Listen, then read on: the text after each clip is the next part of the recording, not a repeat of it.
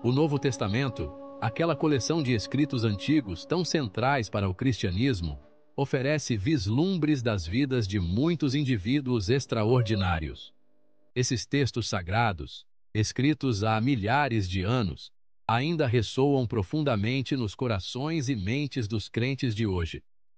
Alguns, como Pedro e Paulo, ocupam o centro do palco, suas histórias e feitos amplamente conhecidos e celebrados. Outros, como Cloé, aparecem apenas brevemente. Suas menções são fugazes, mas não menos significativas. No entanto, essas aparições fugazes podem ser profundamente sugestivas, oferecendo pistas valiosas sobre a vida e a fé na igreja primitiva. Desafiam-nos a reconstruir o mundo da igreja primitiva, com as suas personagens diversas e histórias muitas vezes ocultas, revelando uma tapeçaria rica e complexa de experiências humanas. A nossa Cloé aparece na primeira carta aos Coríntios, um documento crucial para entender as primeiras comunidades cristãs. O apóstolo Paulo, escrevendo de Éfeso, dirige-se à jovem igreja em Corinto, uma cidade portuária movimentada na Grécia, cheia de vida e comércio. Ele escreve: "Tenho sido informado pelos da casa de Cloé." Essas palavras simples carregam um peso significativo. É isso. É tudo o que nos é dito explicitamente. Mas essas poucas palavras abrem um mundo de possibilidades. Quem era esta mulher? Não sabemos ao certo. Sua identidade permanece envolta em mistério. Mas, como um detetive com algumas pistas vitais, podemos juntar as peças e ter uma ideia plausível, e penso eu, bastante convincente, sobre sua vida e papel na comunidade. Corinto era um cruzamento de estradas do Império Romano, um ponto de encontro de culturas e ideias. Mercadores, marinheiros e viajantes de todo o mundo conhecido enchiam as suas ruas, trazendo consigo histórias, mercadorias e influências diversas. Era uma cidade de oportunidades, mas também de tentação e libertinagem, onde a moralidade era frequentemente posta à prova. Neste caldeirão de culturas e religiões, a mensagem de Jesus Cristo tinha chegado com poder explosivo, transformando vidas e comunidades inteiras. Paulo tinha fundado a igreja em Corinto alguns anos antes, plantando as sementes da fé cristã em um solo que muitos consideravam infértil. Só podemos imaginar a sua alegria ao ver o Evangelho a criar raízes em terreno tão improvável, florescendo em meio a uma cidade conhecida por sua diversidade e desafios. Mas agora, chegam-lhe notícias de problemas a fermentar no paraíso. Divisões surgiram, facções estão a formar-se, ameaçando a unidade que Paulo tanto prezava.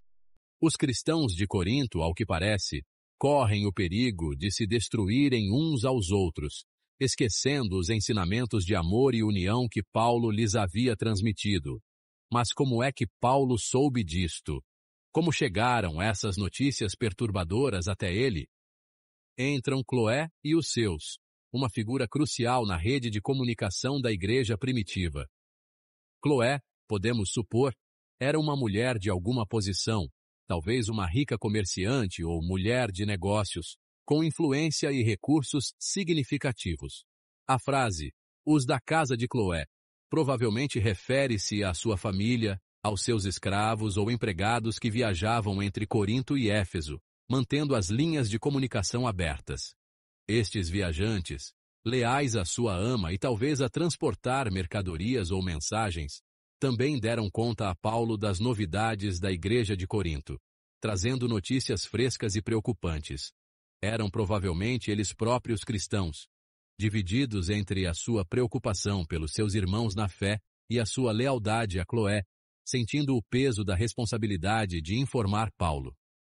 O seu relatório, podemos imaginar, foi entregue com uma mistura de tristeza e urgência, refletindo a gravidade da situação. Este simples detalhe, facilmente negligenciado, diz muito sobre a importância da comunicação na igreja primitiva.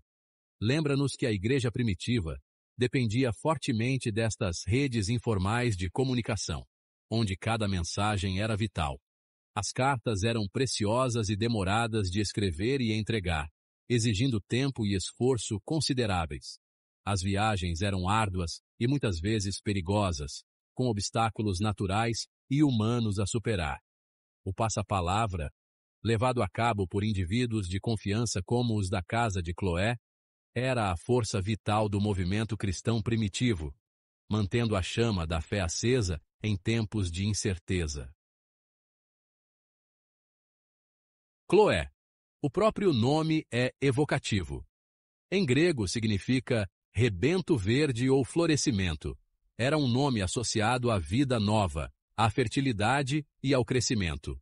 Quão apropriado que uma mulher chamada Cloé desempenhasse um papel crucial na educação da igreja em Corinto. Os nomes no mundo antigo não eram meros rótulos ou identificadores.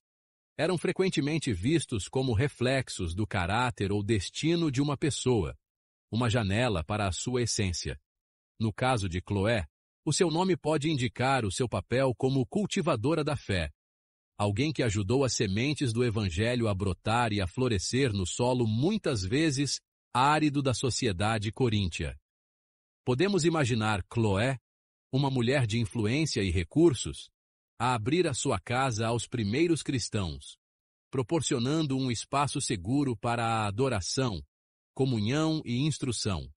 Talvez ela usasse a sua riqueza para apoiar os pobres e marginalizados na comunidade, vivendo a generosidade radical que caracterizava o movimento de Jesus e, assim, deixando um legado duradouro. Parte 4. Uma família de fé? Não sabemos nada de concreto sobre a família de Cloé, mas é tentador especular. Seria ela casada? Teria filhos? Seriam eles também seguidores de Jesus? Estas questões, embora sem resposta, abrem possibilidades intrigantes. Talvez toda a casa de Cloé, como a do centurião romano Cornélio no livro de Atos, tivesse chegado à fé em Cristo. Talvez a sua casa fosse um farol de luz numa cidade conhecida pelas suas trevas, um lugar onde o amor de Deus era palpável e as barreiras de estatuto social e etnia eram quebradas. Ou talvez a família de Cloé estivesse dividida. Talvez ela enfrentasse oposição ou mesmo perseguição dentro da sua própria casa. Tais cenários não eram incomuns na igreja primitiva, pois o evangelho frequentemente criava divisões entre familiares e amigos. Parte 5. Uma igreja doméstica. Quaisquer que fossem os detalhes da sua situação familiar, é claro que Cloé desempenhou um papel significativo na comunidade cristã primitiva em Corinto. A sua casa, como muitas outras no Império Romano, provavelmente servia como uma igreja doméstica, um lugar onde os crentes se reuniam para adoração, ensino e apoio mútuo. Estas igrejas domésticas eram a espinha dorsal do movimento cristão primitivo. Eram descentralizadas, informais e profundamente relacionais. Eram lugares onde o evangelho era vivido no dia a dia, onde as pessoas partilhavam refeições, oravam juntas e se apoiavam mutuamente em tempos de necessidade.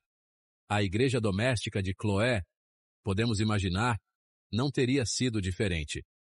Teria sido um lugar onde escravos e senhores, ricos e pobres, homens e mulheres, todos se reuniam como iguais em Cristo. Teria sido uma expressão vibrante, confusa e profundamente desafiadora do reino de Deus.